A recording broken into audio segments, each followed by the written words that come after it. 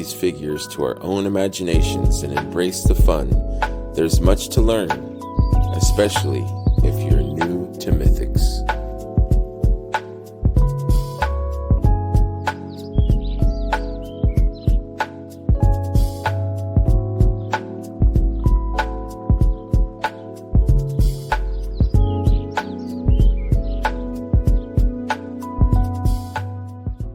Hey, welcome back. This is part 2.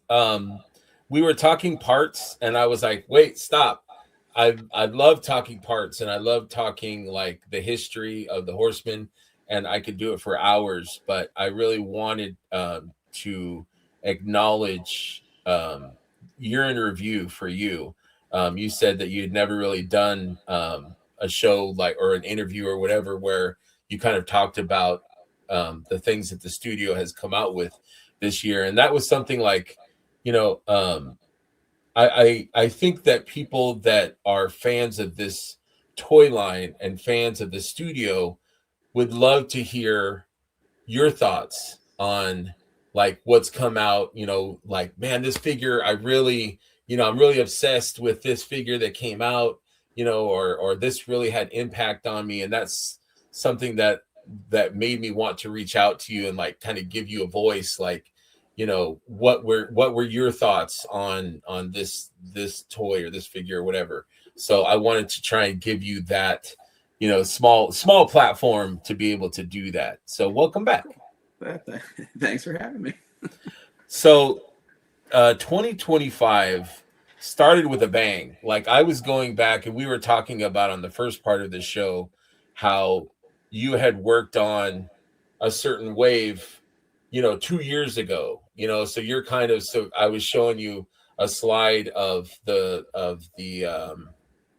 all the figures that were released in 2025. And you're like, man, I'm way, you're working on other stuff. Like this is old, old for you, but new for us.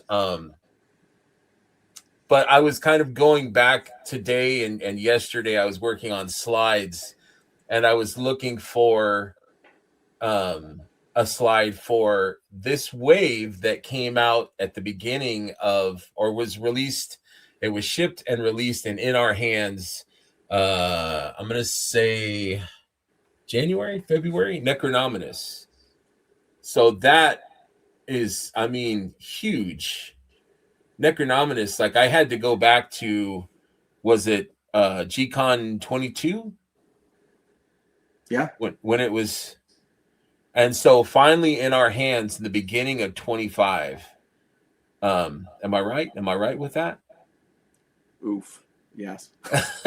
And I'm not saying that to shame. Like this wave to me is probably the best wave I've experienced. I haven't been around a long time, but like the intricacies of this, I can see why it took as long as it did, because in my mind, each figure is perfect. Each figure is a masterpiece. Necronominus himself is just, and I may have talked to you about it a little bit before, just how intricate, like you created the head sculpt with the feathers and the, the bones and the things that's underneath it's just, what a wave. And that's how you guys started 25.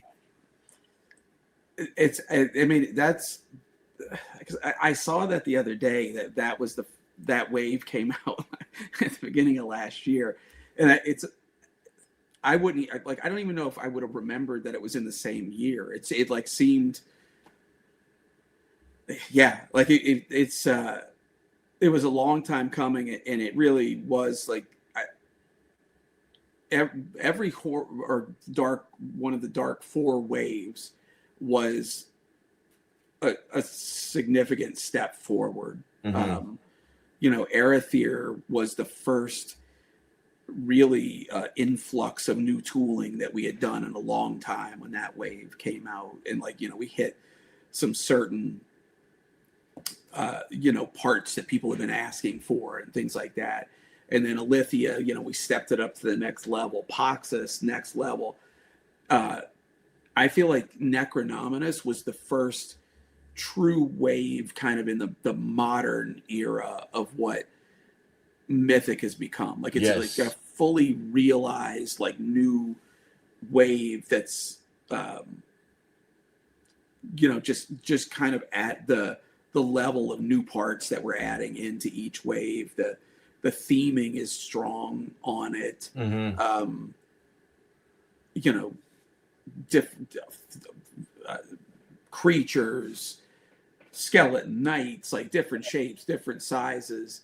Um, you know, things like Belualith that has a like a full menagerie of creatures with her. Particularly that skeleton chimera was um, something so new to the line to put in a piece like that with a character.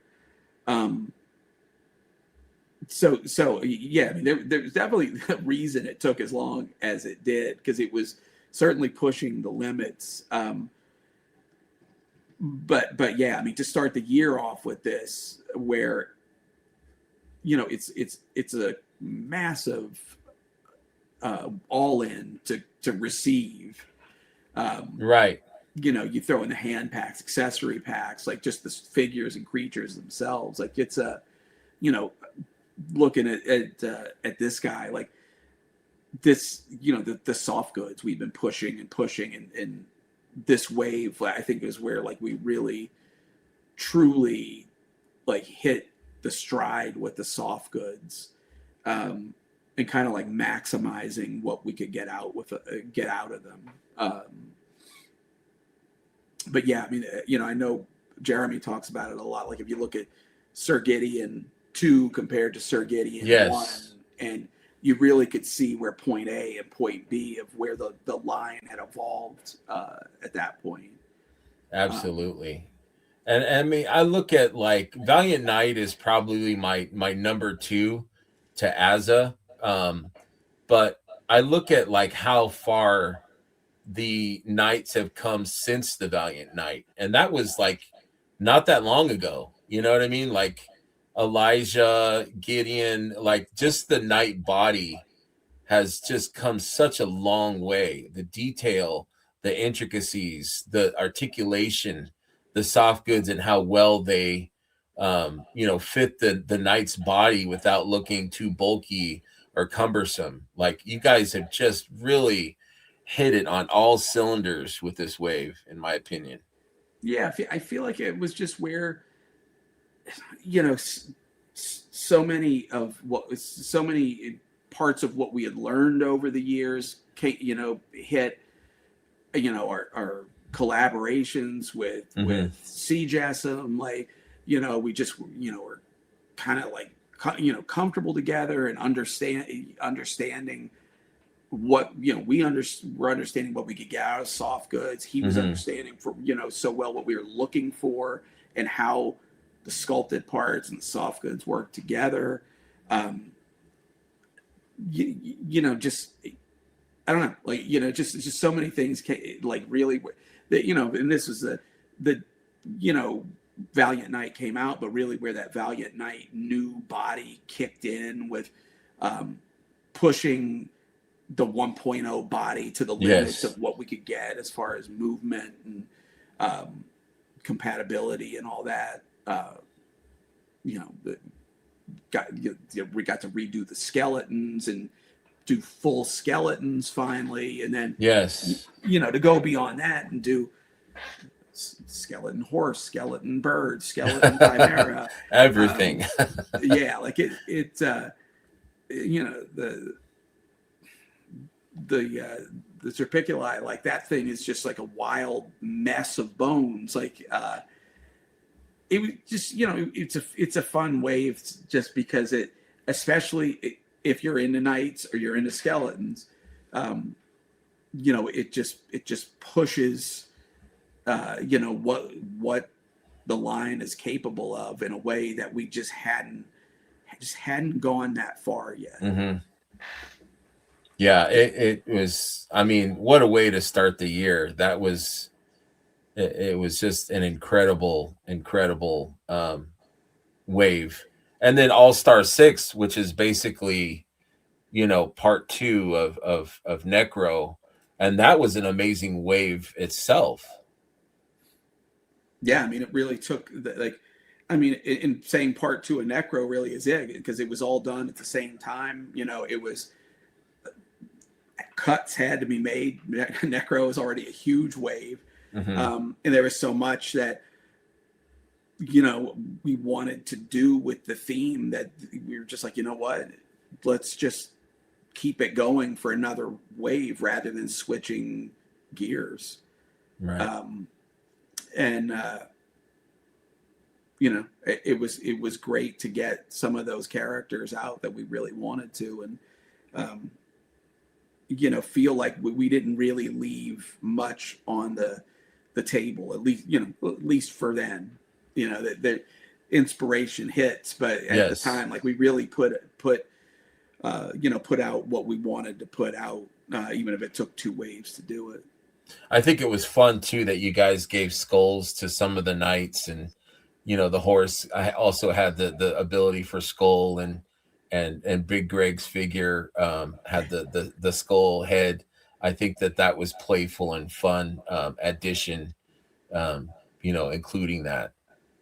Yeah, that felt very toyish to me, which for a line that,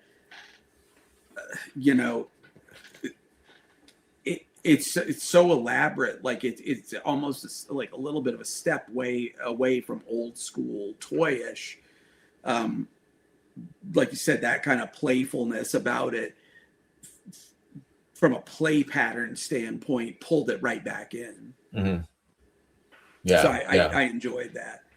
Yeah, I love the fun, and not to sidetrack myself, but I really was happy and excited when you guys did the new graveyard, and it was like modern, zombie with denim and zombie with flannel, and I was like me and other friends, we're speculating, all week. Jeremy and Eric have a reveal show. And what is it going to be? Okay, we know it's graveyard. What is it going to be? It's going to be skeletons, of course. So what, but like pink and orange, and like you guys always zig when we think you're going to zag. And I love the playfulness of that, and also just that you guys, and maybe it's just me, but like you guys going modern with your zombies, or the creation, just going a different direction that we just had no idea. Like, I love that you guys decided to do that. I think that is so damn fun. Just having C. Jessam make a flannel shirt for, he had to be like, wait, what, you want me to make jeans? Well, is this Eric? That was like, when we first started doing Cosmic, and like we got to the Kern Ray, and it's like, now we're going to get to see what they do with a trench coat, like, a sci-fi trench coat at that. And like, it's, so anytime it's like, it's not going to be a cape. It's not going to be a loincloth or a tunic. Like, we're going to do pants and flannel shirt and a t-shirt. Like, that's pretty cool. That to me is almost like when, we do one of these like prop things or something. It's like, who would have ever expected a grandfather clock? But right, it's cool to do a grandfather clock. And it's the same thing here. Like, you never would have seen a flannel shirt coming, but sure is cool to see Jessam do a flannel shirt. Absolutely. Yeah. That blew my mind. That totally went a different avenue that I was not expecting, but it was just a happy surprise when it came to that. I was just like, whoa, I love that. So after Necronominus, I would say around March, you had the Legendary Barbarian come out, which I think was a huge thing. I think probably for you guys, it was a touring figure, so you got to, show it off at different shows. How important was this figure to you guys? more than we could have even realized. I mean, this really, Necronominus was fulfilling an order from a pre-order from a few years ago. So people have been, very familiar with it. They'd seen the pictures, they knew what was coming. So this was really the first thing that was like the first reveal of the year almost. Right. And I felt like this like really set the energy for the year and set the stage, because it was instantly popular, wasn't just up on the site and readily available. It brought back a little bit of that chase, a little bit of that waiting. It was just a new, it still had like parts that were still very, very new on it. I can't even remember at this point. I think maybe the first time that like those boots were on a figure, new head, which new take on a barbarian. So I think it just set up a great excitement for so early in the year. And it just, it made the shows even more fun. Because it just, people had more reason to come out to a show, even because we're going to put these out for general sale later, but it's going to be a little bit. So like, it's just that little extra incentive to come out and, join in the fun at the show. So, it was exciting. And this is, I mean, you look at everything in this package, you look at all the looks you can get out of the figure, including like the chain with it. It's just one of these figures where it felt like we threw a lot at the at the item. And I just think people, this was like our Valiant Night for the year, really. Like it had that kind of response, that kind of excitement to it, which was cool. Because the Valiant Night was such a big surprise. Like, how do you do that again? And it's not identical, but it captured some of the excitement and energy, which was cool. Yeah, I agree. I think it's like the Valiant Night. It has a fun factor. It's fun to pose. It's fun to take pictures of. You can, you've got multiple looks. The Valiant Night had, a couple different helmets. It came with a bunch of different weapons and things. The Barbarian's got, a new face sculpt. It's got new hair pieces. Just a lot of fun and very versatile with different looks. And I think we were just talking about Necronominus. Like Necronominus is such a specific character. Like you're not going to repaint Necronominus and call him something else. Like whereas this and like the Valiant Knight, there's certain figures that like what really works about a figure like this is that it's it hits a lot of archetypes. It's not it's not even a named character, but I think that's when you see so much photography around this figure, so much customizing, because it is a little bit more of that blank slate, like that jumping off point for creativity, which is which is great. It's just again, like it just so early in the year. Like I remember ZoloCon, it was so cold when we were there. It was very cold. And so it's just like in the the heart of winter, and it's the year like hadn't really kicked in completely yet, and this was just it's like for me, I think most of the studio are first time out, like mingling again, and it just was a really good event, and this certainly contributed to that that experience. Yeah, it was exciting. I remember that was my first show since Legion's Con, and I had driven 10-11 hours out with a friend to go to ZoloCon at this new venue. And Yeah. I remember, waiting an hour or so to get, I was in line, and I remember coming around the corner and seeing you guys, and then I looked, and there was this amazing bronze muscular, I'm like, whoa, what is that? And I grabbed it, and I was like, oh man, like this is the coolest thing. Just that excitement of and it was like the Valiant Night again, where you like, whoa, look at this. This is a cool, and people are opening it and checking it out and posing it, and just a lot of fun, just a fun figure. So I appreciate that creation from you, man. That was a great figure. Yeah, I mean, certainly, a highlight of the year, and again, definitely like set the tone, like set the stage for, for a great year. Absolutely, absolutely. And then we get figure obscura. We get this guy Ganesha. Not far after, I think he was. I had him written down, like the timelines of when Ganesha. Oh, it's April, the end of April. So Legendary Barbarian was the end of March, and then Ganesha was the end of April. And this figure, Eric, is just, oh, who's this guy? Oh, how'd that happen? Just a stunning figure. Can you talk a little bit about that? Like, the thought of, should we do this? Should we not? It had to be exciting for you, because I think when you're interested in something, like, your creativity really gets ramped up even more.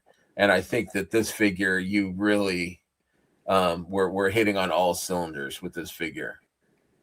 I definitely agree. Like I was really energized on this one. Like I'm proud of this one on a number of levels.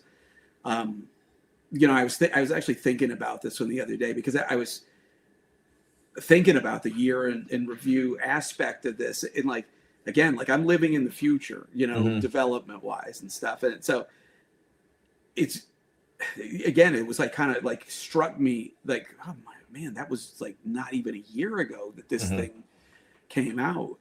And I was thinking about, like, when I was in college, I remember this, and this was before even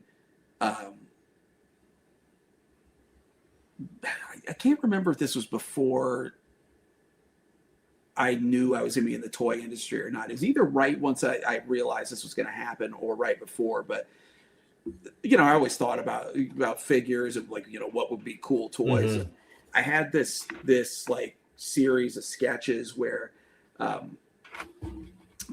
think the line, I like at the time, I was just calling it like World Warriors or something like that.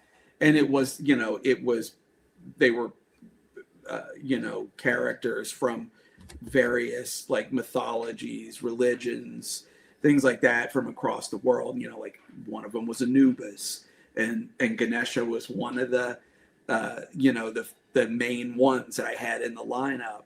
And so the idea of doing something like this has been, in my head for a long time. It's a beautiful entity. It's I just love seeing statues and paintings of Ganesha, and like, so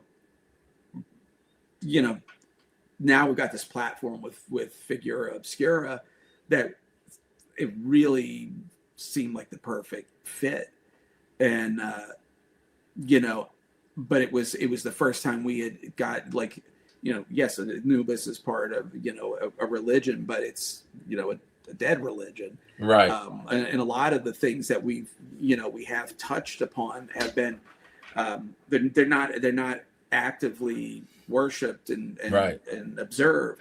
And so this is one, like, I was, and as a company, as a group, like, we really wanted to be respectful and very careful about every aspect of the release and in the way that this was represented.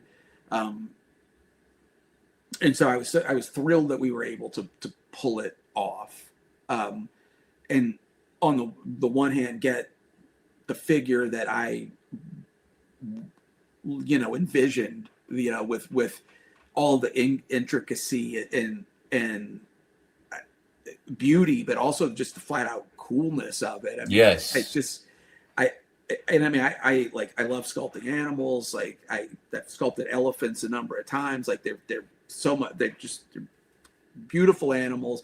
They're fun to sculpt. But then like this whole, like all of the culture around this and the history and everything, to be able to, feel like we did it right, and it was well received. I've had so many people tell me, like, my wife doesn't allow figures in the main part of the house, but she put it up in the kitchen. When we went to visit Matt Dowdy to do the video for Faden, his wife Michelle, like she had it like set up in their kind of like dining area. And a number of people have like told me that, like it's people who don't even like figures or have anything to do with figures. They're like, oh, I saw this and just had to have this in my house. So it's cool to like, to kind of cross some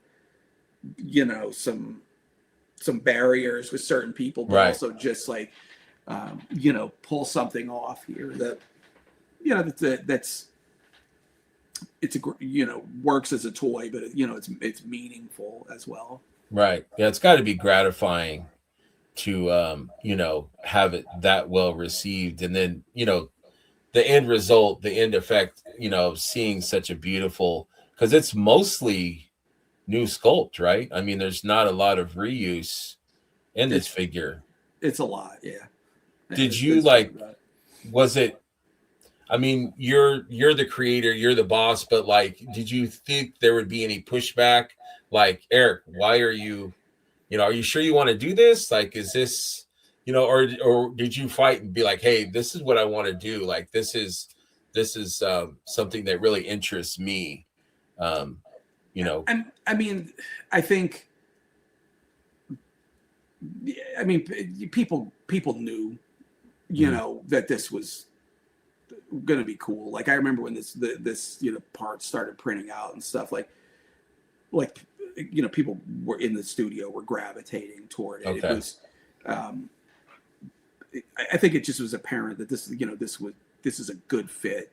It makes sense. And then from my standpoint, I already, from the beginning, like it has to work for me, like on a number of levels. Generally, like I don't like the idea of just indulging on a figure without thinking ahead and knowing that we can get something more out of it. Odin and Dawns of Discovery already uses parts of this. Like there's like I mentioned earlier, the rat. We've already used the rat times. It's so there's a practicality that gets baked into this that although there's a lot of pieces here we won't use again, the gamble on those pieces was, I think it was worth it to me, and I think everybody at the studio backed that as well, because it just I don't know, it was it was going to work. Yeah. It's a stunning piece. It's a beautiful piece. Yeah, it transcends action figure, definitely. I mean, if there was an award for action figures, I think this would definitely be in the running. And I know a few people that said this is the figure of the year for them, and there'd be a good argument for it, definitely. And I think what's cool is that Figure Obscura is so varied and unpredictable, and that's something that's fun for us as fans, is that we have no damn idea. And I love also that you guys changed the rules for Toth. People are like we're talking about parts in episode 1, the new bird feet, like, whoa, like these are new parts. What will they be used for in the future, and things like that. Yeah, it just not being able to predict figure obscura. It has to be fun for you guys too, because it leaves so much, room to create or to think of, any kind of historic, religious, any kind of fairy tale, like you guys, anything that it's broad for sure. But I love that about figure obscura. Me too. And that's what you're asking earlier about scheduling and how far ahead we plan out and things like that. Figura is one that there's many times where there's something on that schedule, and days, a week before the sculpting gets started, it changes. Sometimes it's just because the inspiration hit. Sometimes it's because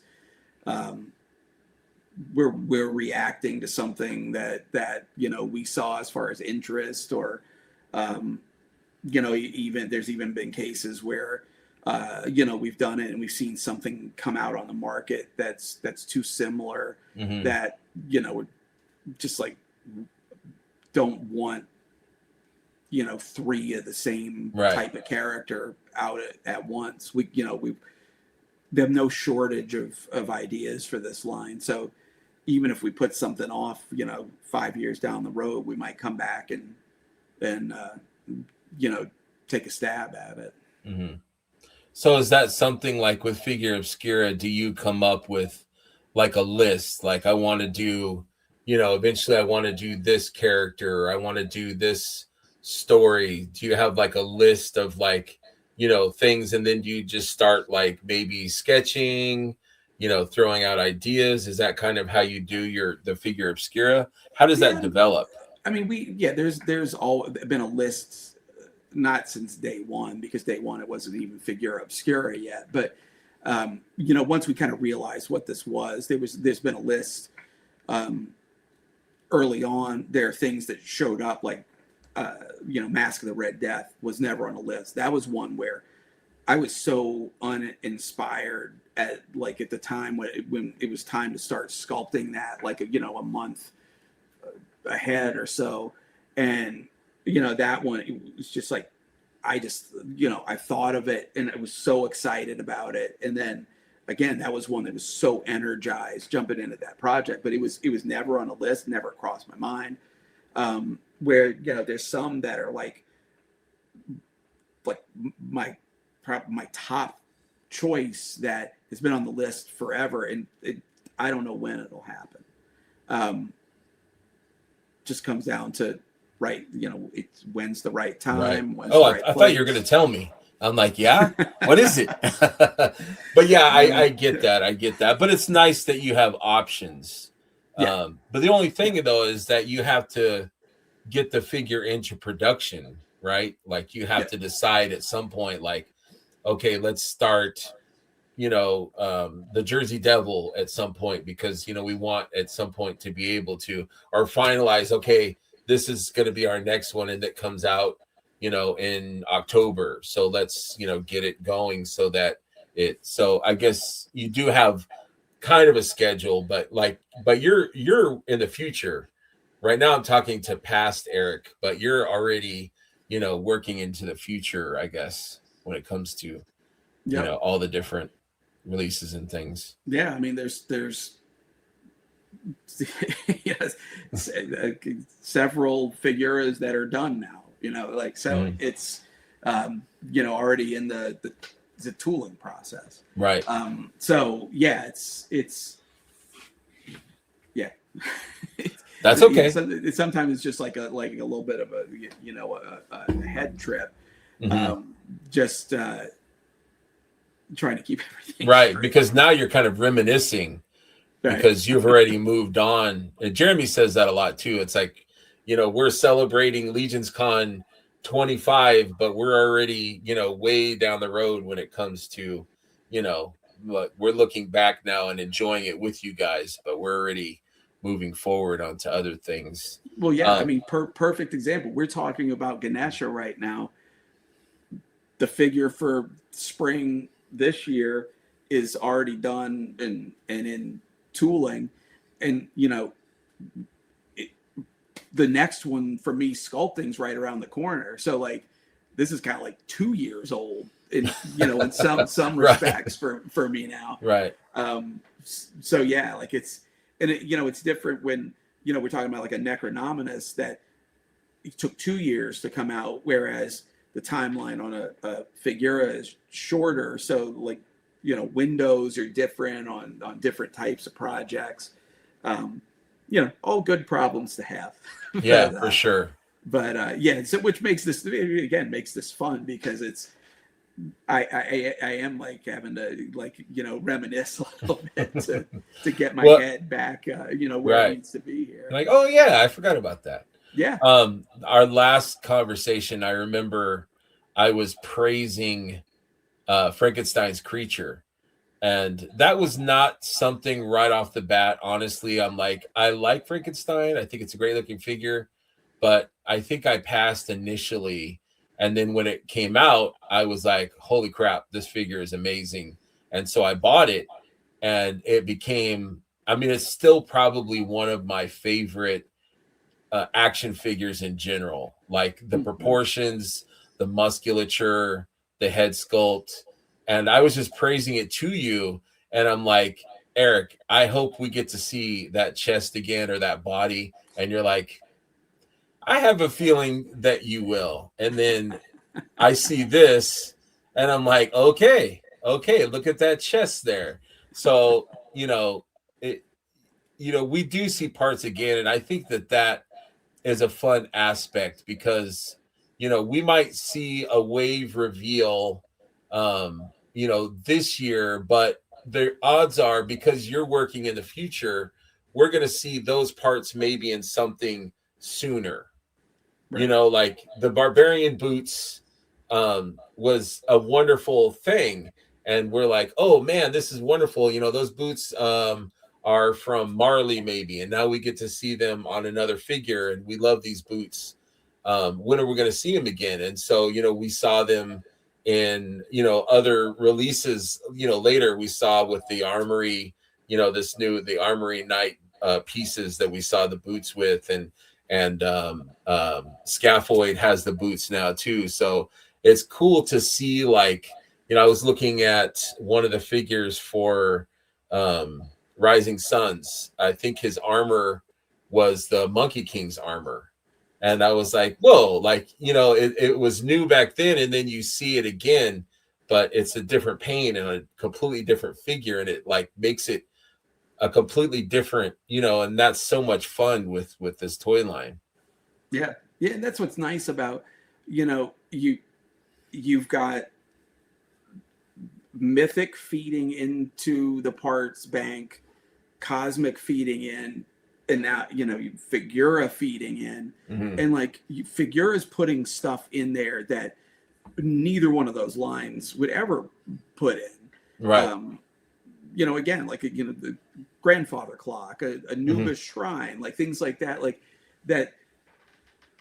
If those make their way into like Mythic or Cosmic or something, like it would very much change the theming on a figure or item or something like that. But it's cool that it's coming in from these different places, and even now Infinite, there's a lot of parts that are going into Infinite that absolutely will not find their way anywhere else ever. But there's certain pieces that will. It's sometimes it's a matter of a piece needs to be developed for an Infinite character that is, I don't know, like a more generic piece, like a forearm or something like that, or a hand type or something, right? That that then may work its way back into Mythic, Cosmic, Infinite, Figura, any of that. You look at one like this, you're not going to see a tremendous amount going back in because it's so specific. Yeah.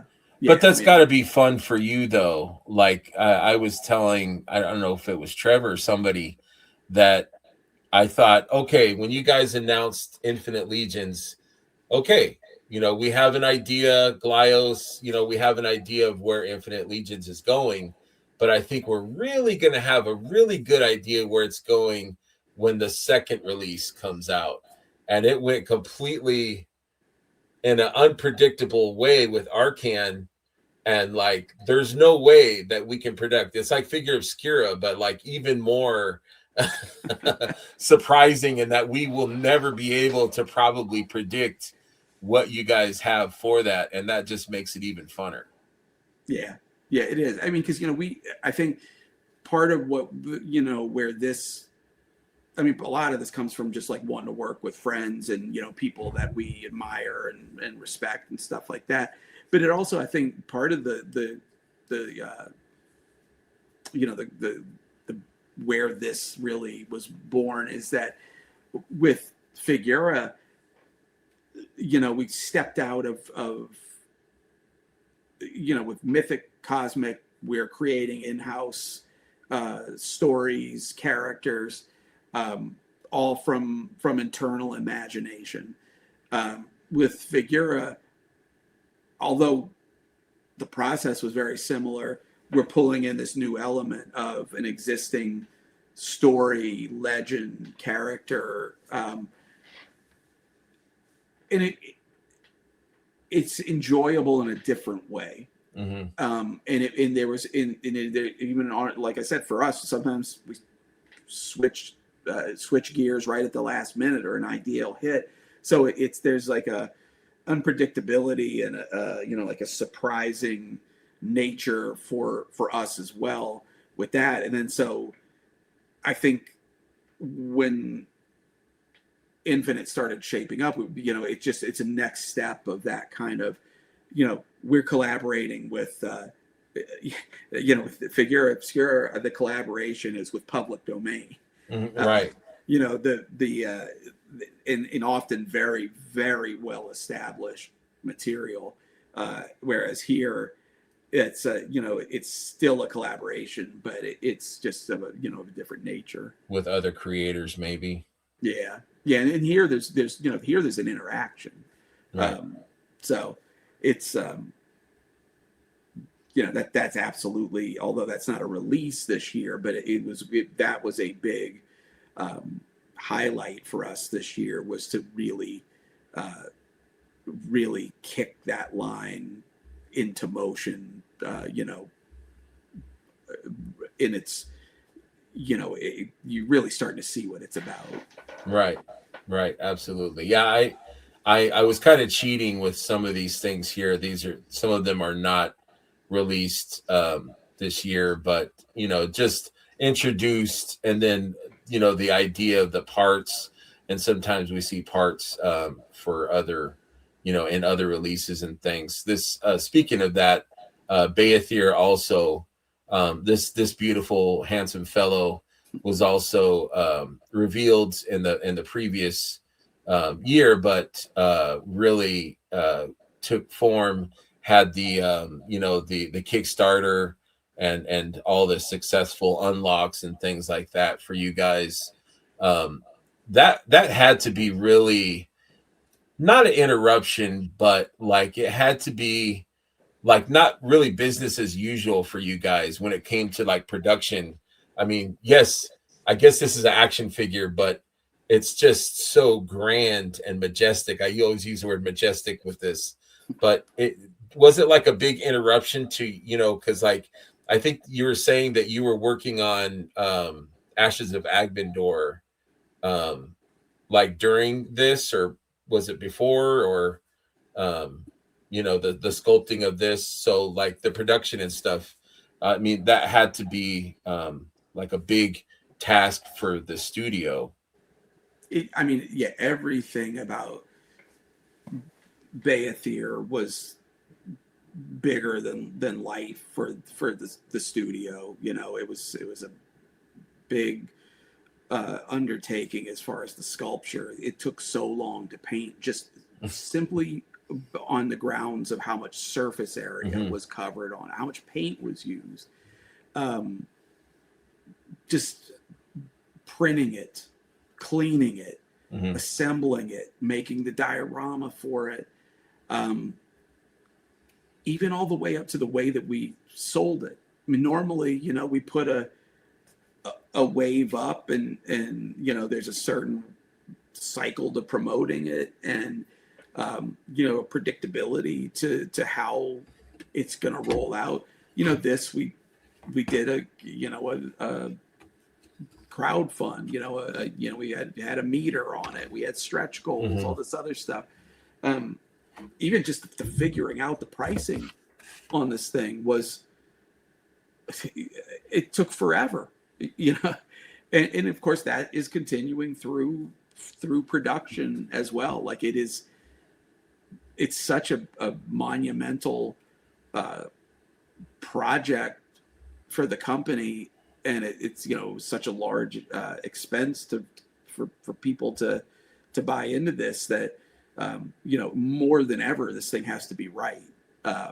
And so it's normally, if I've got a figure on my shelf, like, you know, I'm not worried about the weight of the limbs or the wings to where, right, you know, a 30-pound figure is going to fall on the floor. I mean, that's three big bowling balls falling on the floor. right. You know, it's so yeah, I mean, you know, where it's just there's so many unknowns, so many complexities to it. But you know, again, it's like, you know, more work, more thought, you know, more process to everything. But you know, the reward on this is huge. I mean, it's a really big moment for the studio. I think it's, you know, for people who are putting it in their collection, it's a centerpiece for collections. I you know, where do you put it? You know, that requires thought. You know, that requires some planning. So, but yeah, I mean, that of course was a you know, for our year was huge. I mean, it was just the sale alone was a month. You know, and it's the, you know, seeing it kick off at the beginning, and of like any crowd fund, there's the part where it slows down, and then, you know, you're like, oh, are we going to make the goal? Are we going to be able to unlock everything? Because man, it's going to be so disappointing if, you know, you don't unlock the you know, this, I was going to say, the guy that's on fire, you know, the flaming. I love this figure. I love this figure so much. It's cool. Like, it's so different than anything we've done, but it's so thematically perfect here. Right. But then you start showing this kind of stuff, and if these don't get unlocked, then it's almost like it's a failure, you know, because people, it's so, you know, some people, this is the thing that they want out of the entire thing more than the dragon. So if you don't get to this, it's, you know, of course it's not really a failure, but it's a disappointment, for certain. Right.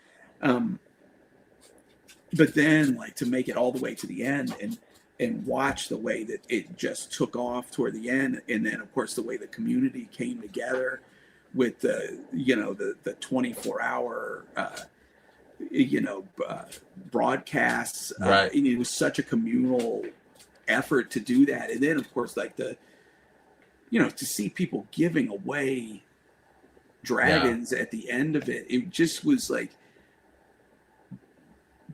the fact that, like, it brought it back to the community and the nature of the people who are involved. Like, that was so cool for us at the end, because it was like, yeah, this thing's a success, and now, like, this is turning into something that's going above and beyond just the, you know, because the success for us is like, yeah, we get to make it. Like, we put this thing out there now. We get to make it. We've talked about it for 10 plus years. But then, you know, but then to see that, and like, you know, it was really cool. Yeah. It was a great way to cap off a month that was ultimately a true milestone for the line and for the company. Absolutely. It had to feel good. I mean, a figure of that scale and detail has to be unprecedented. I mean, and then it's got to say something, you know, it's got to feel good for you guys that people are buying an action figure of this size and price and scale, that they want that in their collection. It says something. It's got to feel good. It definitely does. Because it was, any time is a success, and of course it feels good. But this one had like, just the nervousness about it, and just the Yeah. after talking about it all this time, and we put it out and nobody shows up to the party, Right. this was all for nothing. Yeah. And, You put a lot of nobody, work like, into it. yeah. Oh Yeah. yeah. I mean, that's yeah. I mean, that, like, it'd be crushing, to put that much work in. Again, like, I put a lot of sculpting hours in, but collectively, like, so much went into it at the studio, and people would just, everybody was invested in it, in a real way. So yeah, I mean, like, if it didn't happen, like, that would be tough. Yeah. I know people that have pre-ordered it but have never seen it in person. And I say to those people, wait until you actually see it. I mean, you're going to be just floored. Those that have seen it, I mean, if you have the ability, there's no way that you wouldn't, buy it, because it's just the most beautiful thing. When it comes to an action figure, it's just, I could go on and on about it, but I just wanted to congratulate you guys on a great year, but having Bayethier, in the beginning part of the year, or mid to beginning, was just a great way to to celebrate the studio, and to just, it was an awesome achievement, and I'm glad that we will get it at some point, whenever. No rush. I am not in a hurry. You guys take your sweet time. I can't wait to get those boxes. So you and me both. It's going to be awesome. It's going to be awesome. So we had recently the beautiful Mouse King, and really exciting to get this figure, because it has the upper body of the Wendaji, and that upper body is just fantastic.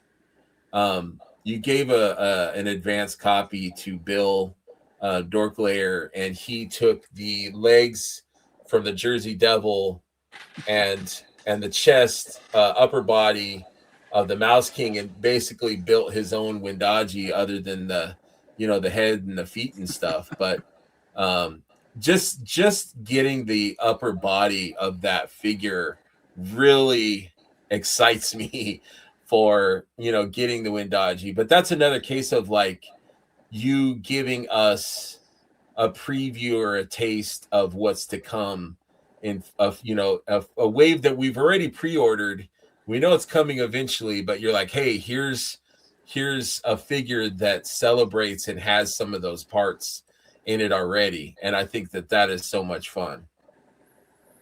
Yeah, I mean, that's what, like, anytime we can do those little Valiant Night type previews,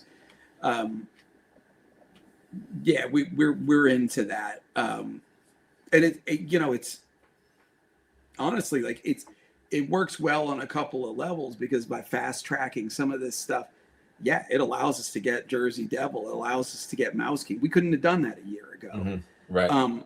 But it also, 3/4 of Wendaji is tooled now ahead of time, so it also gives us a little bit of a leg up on that Reign of the Beast wave. Right. So and plus, I mean, it's almost, for for fans certainly, but for us also, it's like a little proof of concept on one like this, where it's like, we're introducing these new articulation points, new, in this case, like, also just like these fur textured body parts, yes, which both are things we haven't seen thus far. So we get to see, like, we get to see sooner how it actually works. Like was the effort worthwhile? Like it um, does this mix into the existing parts library and the existing collection of figures? And so it's nice on a lot of levels. And it is true. Like, yeah, like, Bill did that, and it's like, yeah, we gave you part of Wendaji here, part here. Like, you can really start to get a good idea of what you're going to get with that figure now. Yeah, but I agree. Like this one, like playing with that upper body and posing it. For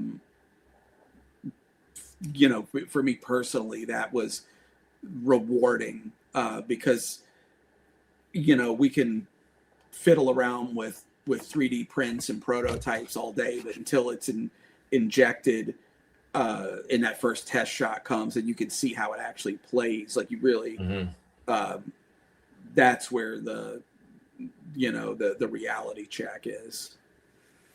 Yeah, it had to be exciting for you, to get, for us to have our hands on, like an early kind of preview of Wendaji and these new joints, and like you said, the textured the fur bodies, and Eric Miller just did a fantastic job on the paint too. I mean, it's just a superior figure, man. I love it.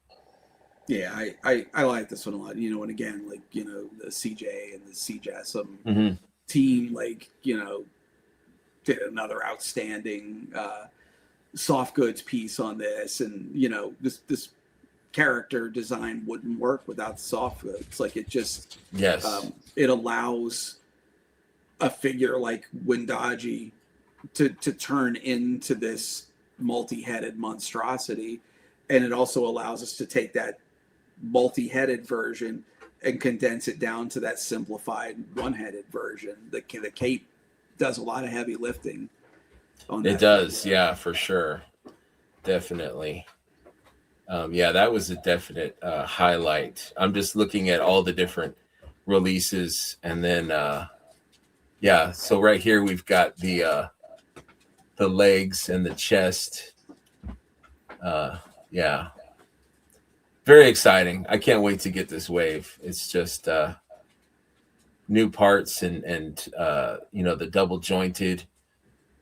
Oops, sorry. Yeah, just exciting. And it's got to be gratifying for you to get in our hands, the new articulation and new parts and things like that. Like, yeah, because I mean, that was it. It's a big deal, for us in the Mythic, the Legion's world. It's a big deal. It's a departure. It's a risk.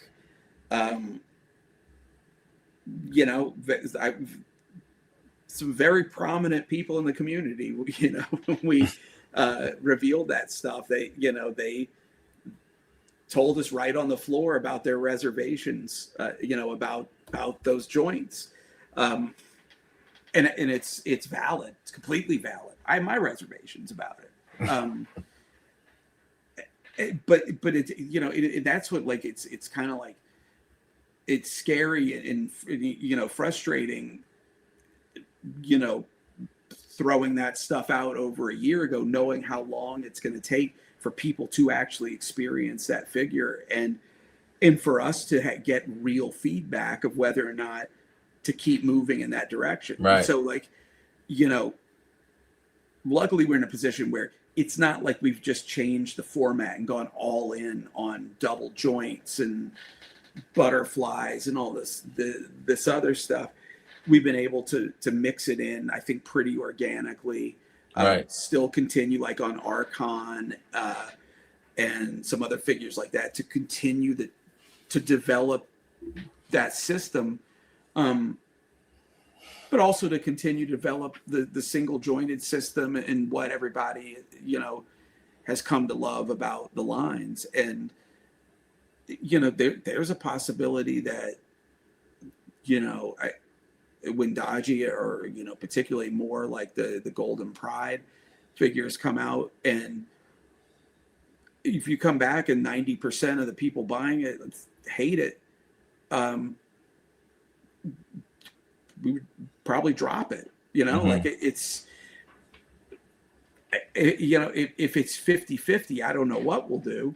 Or but if it's largely loved, then we know we it's a good direction to go, and it was a strong move. But the beauty of it is just, if it's been tooled, it doesn't disappear. So right. I don't think we'll ever stop making the original style joints. And even if this was just loathed by people, we still have that tooling that we've invested in, and it might be something where if we completely went back to single joints, it might be something where we do a figure, but we on the side sell a double jointed pack of limbs that go with it. Right. Anything's on the table, but it's definitely nice to get those first couple of figures, just so we could start seeing how the fan interaction is, how the interaction between new product and old product is. All of that. Yeah, I think some of the reservations were about maybe limiting or not being able to use the old pieces with the new pieces. Yep. I think that was some, like, talking. I'm open-minded. I don't care. Whatever you guys make, I'll check it out. I love it, but some people think, that maybe, this doesn't, I can't connect this with that. And so, but I think some of it is just fear of change, Yeah. I mean, I get all of it. And that's what, like, it's like the people who are nervous about this or are not sure about it, it is so valid. Like, because I'm there with you. Like I have, I don't know how it's going to go. I do know, like, I've had them in my hands and played with them, and it is like being able sometimes to push those poses and stuff. It is fun. Like, so that was kind of what convinced me a little bit more, was that because we had pre-tooled some stuff with extra articulation, like testing butterflies out and mid torso joints and stuff years ago. That's finally, like, finding its way into the line. And for me, it was like, I started messing with it and hitting the poses and stuff. And I was like, you know what? Because I'm a little resistant too, because it's the way we've been doing things. And it's like, you know what? This actually is fun. Yeah. And it doesn't hurt anything. So I get it, but by being, having to be open-minded and make sure that the line isn't stagnant, and that we're giving the line all the opportunities that we can give it to be seen and shared and everything. I also agree that, like, a lot of people love more articulation. It's where action figures in large are right now. Yes. There's certain poses that you can get out of it that you can't get with a single joint. They're not wrong. I think sometimes the way people come at it is not correct. Right. Like because people say you can't get poses out of it at all, or they're not dynamic or whatever. That's what I'm always like. Look at the photos out there. Look at what Trevor does. Look at what Nate does. Look at what all these people out there are doing with these photographs, and you can't tell me that. Right. But pre-Valiant Night, you couldn't get a legitimate two-handed pose with a sword either. Right. And I can't. Okay, fair point. Let's fix that. Right. So it's kind of a natural progression. It's the figures have improved over time. And it's a natural, organic improvement. It's not something radical. They're not moving or flopping like, old Toy Biz or Micronaut figures or anything. You're not doing anything totally radical. You're just experimenting, and not even with every figure. Like, you're just picking certain figures to try to, maybe upgrade the articulation a little bit. Yeah. And I mean, and it takes time too. I mean, we've mentioned before, like, we started putting the split in the lower leg, like in the calf area. We started experimenting with that years ago now. And that was the beginnings of setting ourselves up for double knees, because we knew the one spot with double joints that there was no workaround for us was that lower leg to knee connection. And it's still the part that's the most troubling or questionable or whatever with the transition over to that system. But the more and more of that mid calf cut that we do, then that becomes a moot point. Like, that's right. Everything we do that has that mid cut is compatible with the double knee. So the more of that's out there, then you start finding that in between spot between the two. I love that calf cut too. I love that. Yeah, I love it. I just, we were looking at that legendary barbarian earlier, yes, and like, I just love the look. I love that on like the paladin figure. Yes. I absolutely think that armor with the leather boots, leather gloves. I was looking for mine. I have one laying around somewhere, but that's my favorite thing. I love it. Yeah, it's pure iconic fantasy, adventurer. Like, I love it. But there's and also, just on top of it, from a like production standpoint, like, it also just has a great look, because you could get the overlap of the boot on the leg. You got a natural, perfectly pristine paint break between what the boot and the armor, the boot and the leg. So it works on a lot of levels. Right. Gives you another articulation. More articulation, right? Yeah. More customizing. Like, it's just more versatile. So it's ultimately, the more and more we build it up, double knee, single knee, either way, like, you're adding like more versatility and more diversity into what you can get out of these figures. And so, like, there may be a point where that, armored foot to knee and exposed knee to thigh look is not, that combo is not what people are as into anymore, because you can get, you can do more things. You can mix and match more with that extra, because essentially it's an extra leg section now. So instead of 2 sections, you've got 3 to customize with. So yeah, it's more options. Yeah.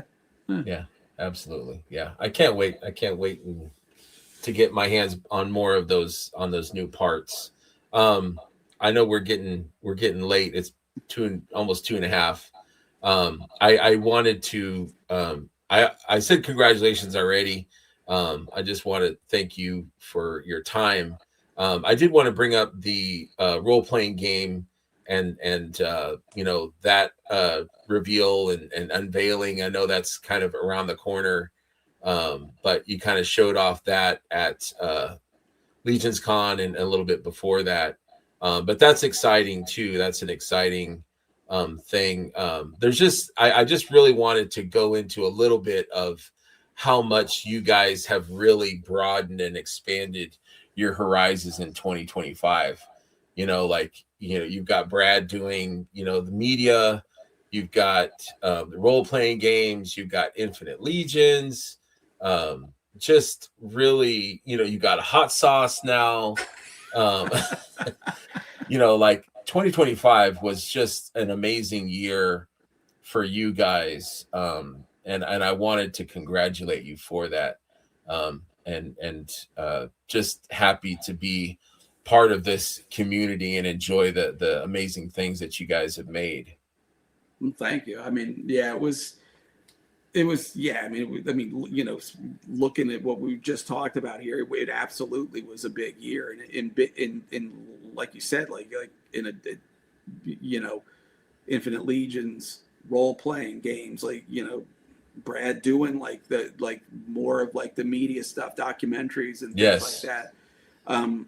It's, and even like the fact, you know, stuff like the, you know, over the years, like things like doing the pins and the skateboards and Yes. the hot sauces, like like, yeah, I mean, it's just allowed us to express ourselves in different ways.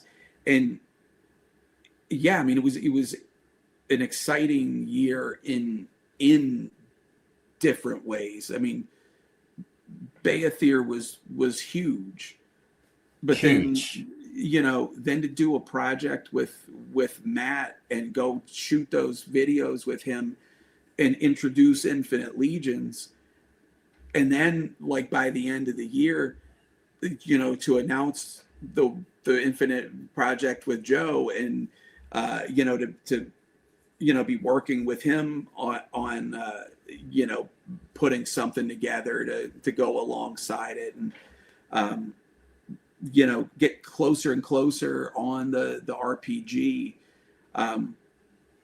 Yeah, I mean, it just, you know, the fact that it's you know, things are happening on these different levels for us. Like, I mean, it certainly keeps it interesting around the office. Like, it's, I feel like there's times where it's almost hard to keep up. I can imagine. Yeah, I mean, we know a quarter of what you guys have cooking and, you know, working on into the future. But you know, and I think if you can't really capsulate it into 1 year, you know what I mean? It's like you Right. have releases like Necronominus. You know, we don't know exactly when it's going to be done, and it happened to be done and shipped at the beginning of 25. And then you know, later, months later, we had All Star 6. But you know, and then there's figure obscuras, and there's you know, surprise releases and reveals, but there's also parts that go, you know, from this wave or this wave in the future that we're getting now, like the Jersey Devil, we're getting parts, you know, so it's more of an organic thing. It's not like this is 1 year, you know, it's like you guys are working organically, you know, through time, and there's different things that are revealed to us and are shipped to us that we get, but it's all moving, you know, at different times. It's kind of hard to describe, especially if someone that's new to this line. It's hard to describe like how it works, but it's a ever flowing, moving, you know, the machinations of the studio. It really is. You know, for us, it's like, I remember like back when we were doing, you know, things prior to like when we were doing Outer Spacemen and Power Lords, but I can remember it specifically on those because we were release a wave of Outer Spacemen. I don't remember what time we were hitting, but let's say like the carded wave hit in the fall, and we I would love do those, some by the release.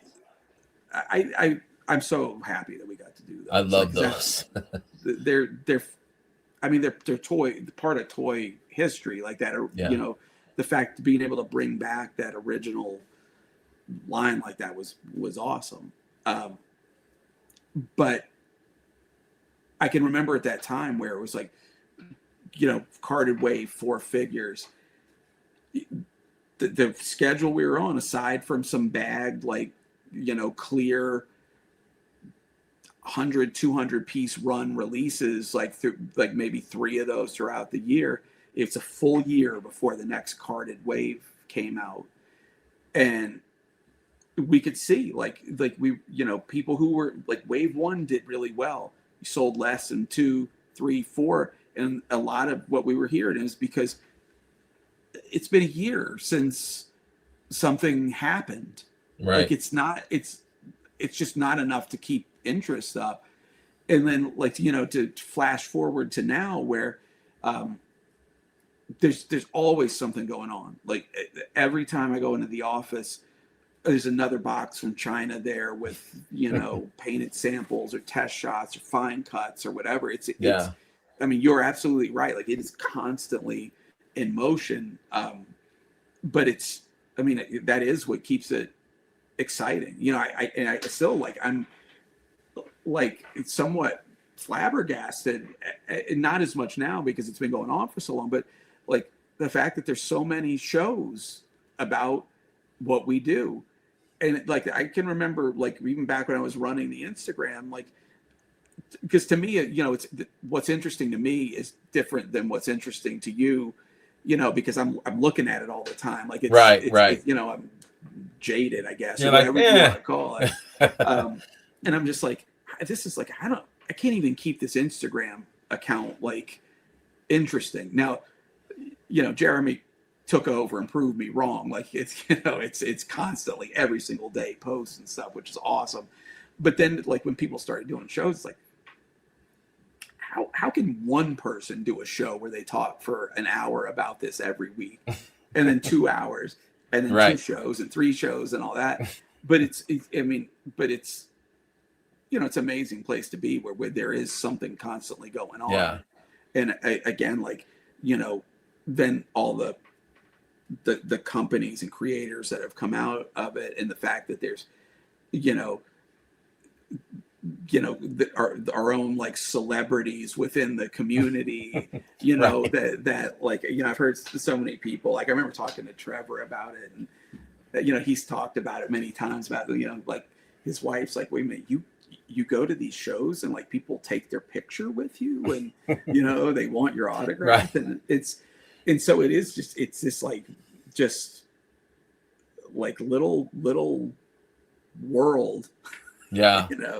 that It's we've all bizarre in its created. greatness, though. It's It is. it's hard to describe to other people, outside looking in, but it's a lot of fun, and it's a hobby. Like, for people, that have their podcasts and their shows, it's a fun thing to speculate. I'm not interested in football or things like that, but I will sit and talk Mythics all day with Yeah. friends. It's just a fun conversational thing.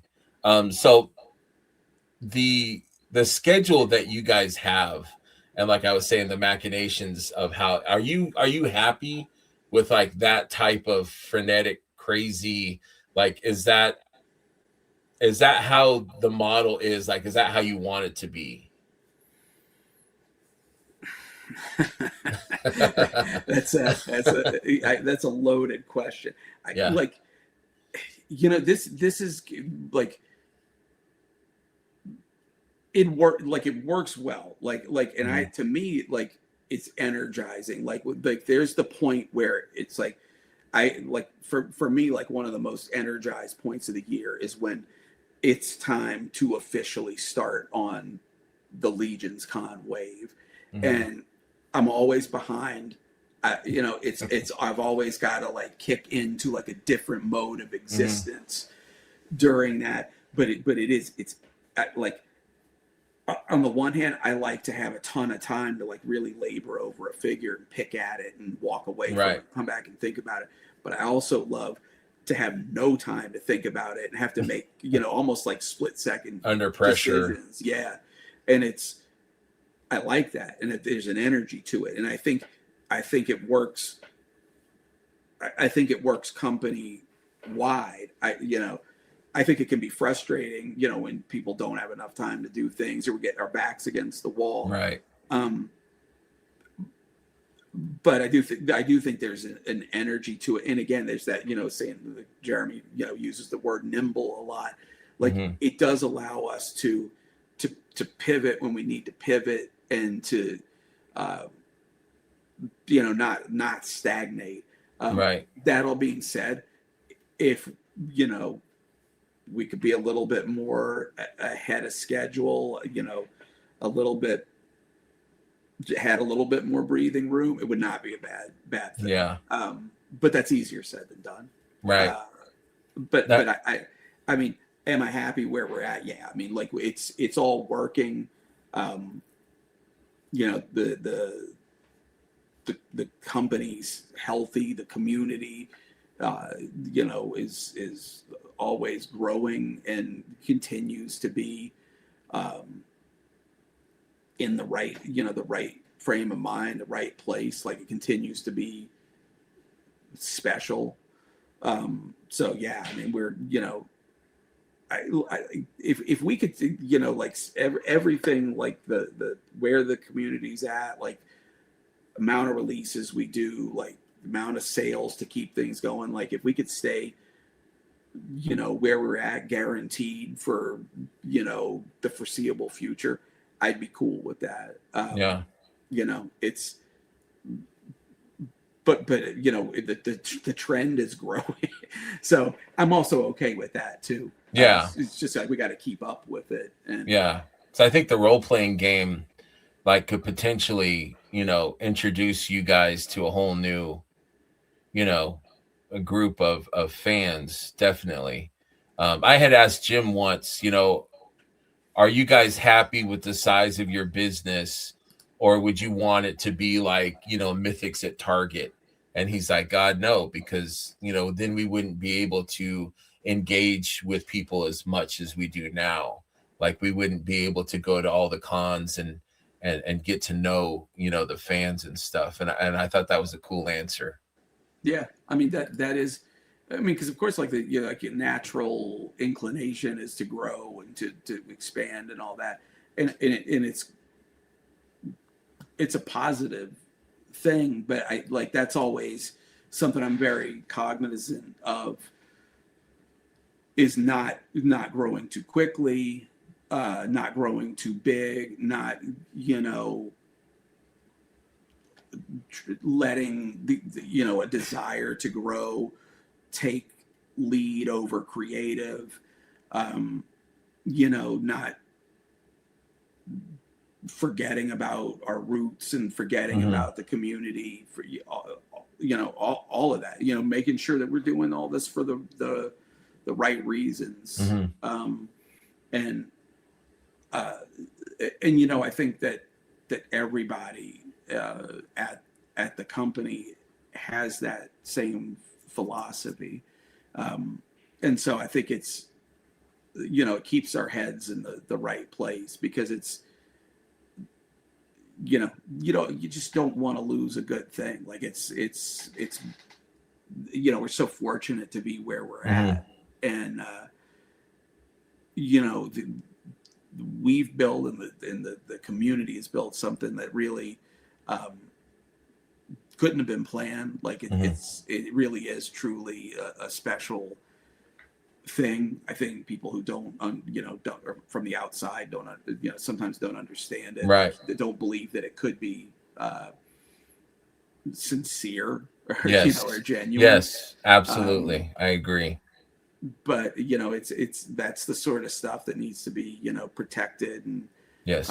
you know, kind of cherished and you know, and enjoyed as well. You know? Yeah, I agree.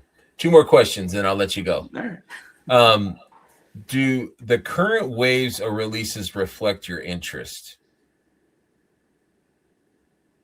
Meaning, like, do you feel like, you know, you're really creating things? And I'm like, I'm looking at like this guy, you know, like I feel like, and I don't know, but I'm wondering, do you feel like now, like with these waves that are coming or that have been revealed, are they really reflecting what you as an artist are interested in? Yeah, yeah. I mean, you know, they all do at some level, but yeah, I mean, like that Audubon, Mobu, Bulwark. I've always loved doing like the animal type characters, and it, you know, and of course it's been a part of the line, but there've been a lot of things that we really waited to kind of unleash once we broke out of the mythos that we've all known for 10 years. Like, so that aside from the fact that these are just like types of characters that I'm really interested in and excited to do, there's also like a built up energy of what we've held back purposefully and like just stayed away from subject matter wise. But yeah, like this wave, I don't think I even knew it going in, but like, you know, some of these themes and accessories and characters and stuff was like almost like going back home a little bit to like some of the stuff that like the type of character designs I was doing like back in, you know, in college, and like, you know, the type of things I was interested in while at McFarlane. Like in some ways it was like everything. And again, like I kind of didn't realize it was going to happen, but it almost felt indulgent by the end just because I was having too much fun making, you know, little fish and, you know, fishing floats to hanging off of their belts and all this stuff that, you know, up until now, like never would have had a place in mythos, but now like that's, you know, it just is all the, you know, brings this new vibe to the world, which is exactly what, you know, what we wanted to do. Like it needed to feel like if you lived in you know, in this barrier like all of your life, and then the first time you step foot outside, it's like, whoa, what, you know, what is going on? Like where you know, where has this been? So yeah, definitely. You know, in all, you know, I think all the waves do like it, you know, hit on certain interests or creative impulses and things like that. But yeah, I mean, like Dawn's, like, it felt like it just like there was a couple that like really like hit the spot there. I was in the an intern when people were asking you to make a walrus, and and I love that because like you made it like without even like no problem, you know. Walrus guy was like made quite easily, and I guess Jeremy walked in and was like whoa, like Eric, what are you doing? I thought that was funny. Second year in a row too. Yeah. I remember the year before. What was it? It was I can't remember what they asked, but I mean, it basically looked like a snake head. Yes, that's what it was. Yeah. And it's always when Jeremy walks in and he sees it like, I think you're trying to give me a heart attack. What are you doing? Yeah. Luckily, everybody's heads are turned away from Jeremy, so when his eyes bulge out of his head, nobody sees. Oh no! I love that. That was too funny. So last question is favorite release for you of 2025 personally. Can you put that picture up again? I can do that. I'm terrible. I'm always that you're leaving me with the worst question possible. Oh, do you want the slide of all that's been released? Let me go back to that. Yeah, the release stuff. Let me go back to that. There's quite a few. Let me see here. And thank you to Terrence for making some of these slides with all the multiple characters. There we go. What a list. I mean, geez. Every kind of genre, every kind of, man. Got beautiful cosmics in there. Those new suits that you made. I love those. Orvar, Silver Knight. Silver Knight was my favorite of the year, I think. Which one? Silver Knight. I loved, like, Valiant Knight is my favorite, but Silver Knight, for some reason, I mean, it's basic, but it's just a perfect canvas to do, you know, multiple things with, you know, with soft goods or different face plates and things like that. So he was my favorite. And also Belulith also was my favorite, and Orvar. There's no way I'm giving you one. Impossible. No, yeah, you're the boss. You threw out as many. I mean, you know, we looked at him earlier. I mean, Ganesha is high up. Ganesha, yeah. but this is where it's tough though, because then we were looking at a lot of Mythic and Figura, and then I kind of forgot that Cosmic was going to show up here, and then it's like, how do you compare? Yeah. But like, so I would say what was on your desk for longer than normal, or what did you keep going back to? I can tell you one. I just took it off my desk and put it up on the shelf the other day, but I had just a solid gray Ukha on my desk for the longest time. Let's break it down a little bit here. Okay. Cosmic, it probably Ukha. I need him. I don't have him. I need to grab that one. I like, he checks off a ton of boxes for me, just for both for sci-fi and just an action figure in general. Like it's I do gravitate a lot of times toward the weirdness. Looking at this picture too, like I actually like the skate back a lot too. Yeah. I feel like it's something really different than we've done. Yes, absolutely. And I was happy with the way it turned out. I mean, I like a lot in that wave, but those two were probably the ones that jump out to me a lot. Koi was a really cool one. Yeah, for sure. Probably out of the legacies, maybe Urzak on that one. Part of that one was for me is I've been wanting to redo that orc armor for so long. It's so good now. It's so good. I like people love it. One that like didn't have any new tooling on it. That was just a repaint, like the nymph. Like I just was such a great, really that whole like batch of those four figures. Yes. Well, I guess they were two figures, but I mean I look at them like four, just they're so individually different. Like they just like that whole thing really turned out well. Like again, for like no new tooling, like that's a great example of how to reimagine something. As a fan, those two were the Crossroads figures. As a fan, were super popular with us. We all loved. They went over well, and that's what like sometimes is interesting to me, because like brand new tooling doesn't always matter. Sometimes it's just the right mix of parts and paints, which is cool. And sometimes it makes it unpredictable for us. Hard to read. Yeah. Scally was another great one. I loved Scally. Yeah.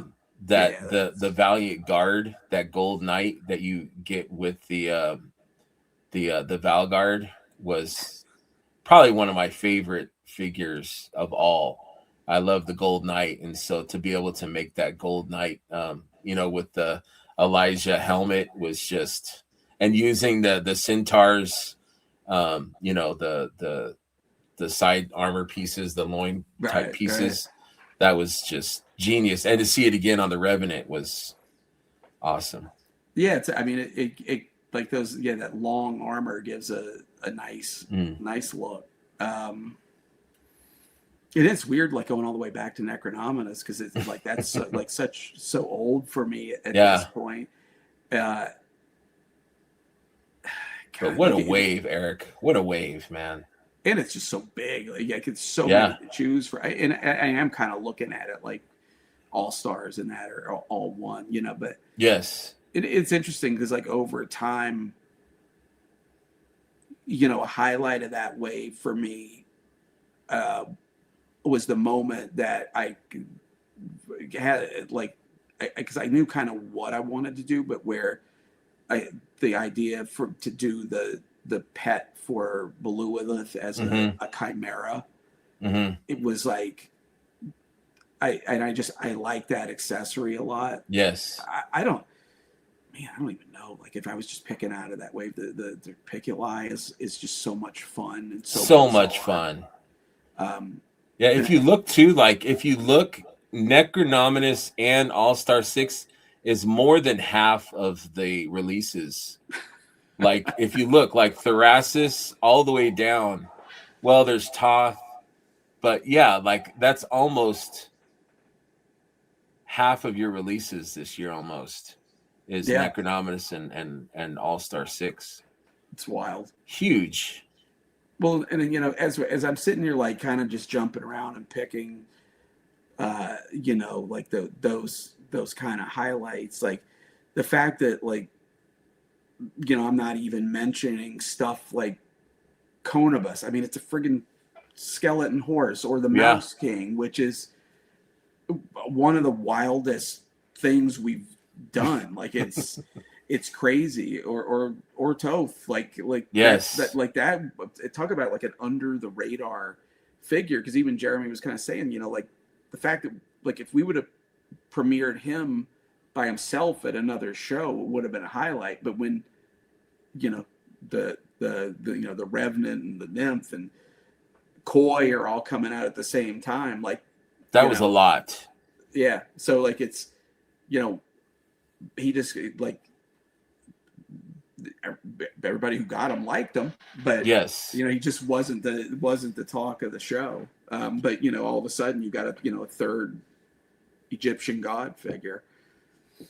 Yeah, he's stupendous, and I hope that when you guys do release him, as in stock, that more people will get their hands on him.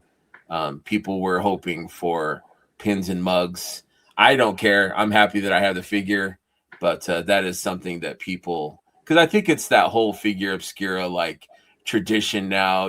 Bill gets he does the guess and the reveal, and we get to order the mug and the pin and the figure.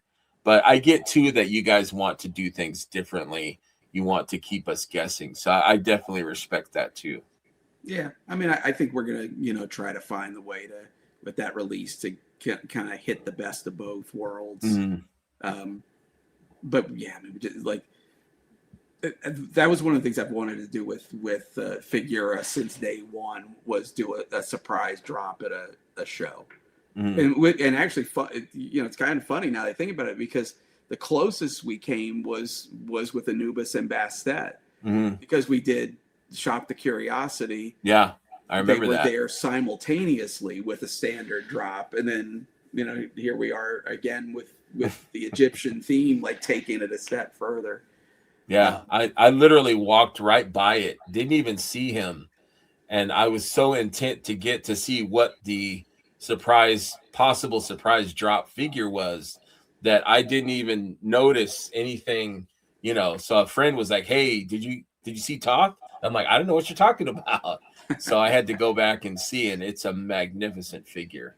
I think that was one of Curtis's, also his top figures. It's just a beautiful figure. But thanks. It was yeah. I mean, I love all of them. That's the right answer. They're all there's something about all of them that have meaning to them for me, and I guess there's a little part of me in all of them. So it's always so tough to choose, but it's a fun exercise to try to for pick. Sure.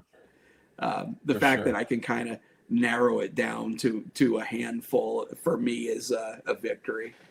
Yeah, absolutely. I appreciate that. I do love too that you're including stands in some of the figure obscuras. I think that's awesome. I think that's super cool. So thank you for doing that. Of course. Yeah. Those stands are something that were done so early, and they've been such a part of the line, and I'm personally a big fan of them, because I like that when I put a figure on that stand and put it on the shelf, I never have to worry again about Yes. the fate of that figure. Yes. Yeah, absolutely. Absolutely.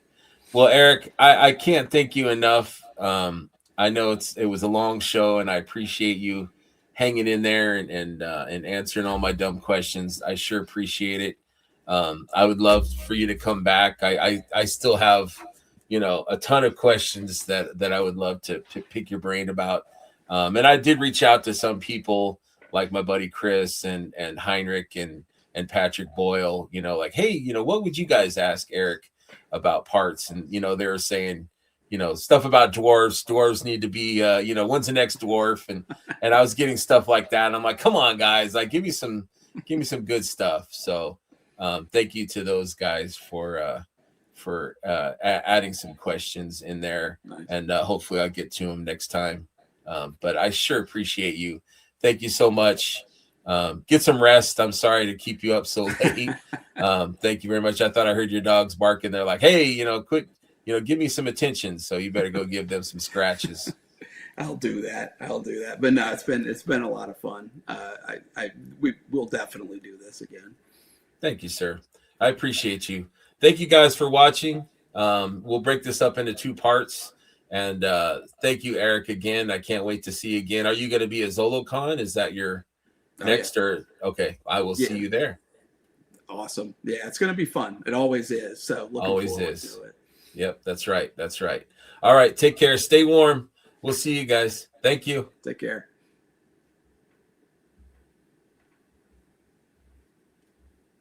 Remember, friends, to always have fun, be curious, share, and enjoy what this line has to offer. Come for the toys, but stay for the friends.